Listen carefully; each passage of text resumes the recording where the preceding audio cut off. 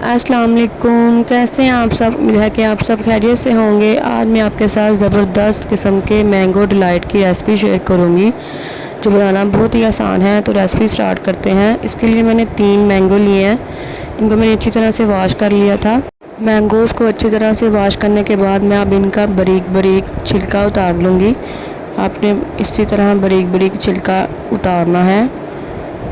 چھلکا remove کرنے کے بعد اب میں نے ایک مینگو کو کیوب شیپ میں کٹ کر لوں گی۔ اس کے چنکس بنائیں گے۔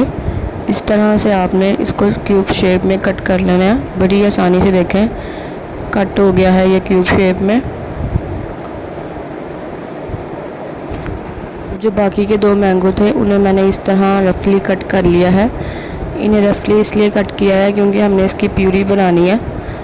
تو اب ہم اسے جگ میں شامل کریں گے، تو اس کی ایک سموتھ سی پیوری تیار کر لیں گے۔ پیوری میں ہم نے کچھ بھی نہیں ڈالا، صرف اسے جگ میں ڈال کے تو بلینڈ کر لیا ہے۔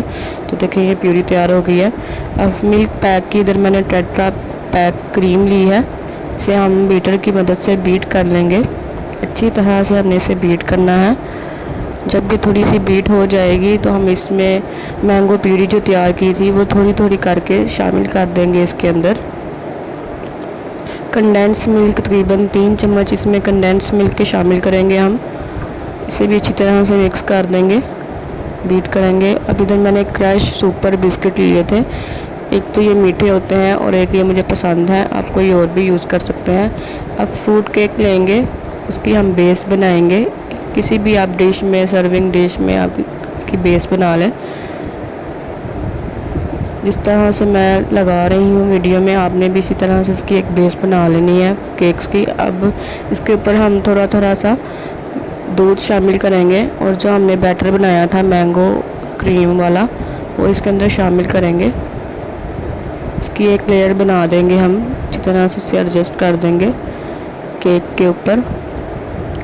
اب اس کے اوپر جو ہم نے جو چنکس بنائے تھے مینگو کے وہ شامل کریں گے۔ ہاف میں نے شامل کیے ہیں، ہاف میں اوپر گارنش میں شامل کروں گی۔ اس کے اوپر سپر بسکٹ اور جو ہمارا فروٹ کیک تھا وہ ایڈجسٹ کریں گے۔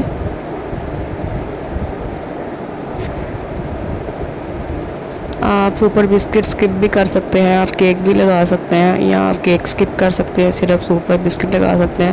اب اس کے اوپر اگین ہم نے کریم اور مینگو کا مکسچر بنایا تھا وہ لگائیں گے اور مینگو چنکس کے ساتھ اسے گارنش کر دیں گے۔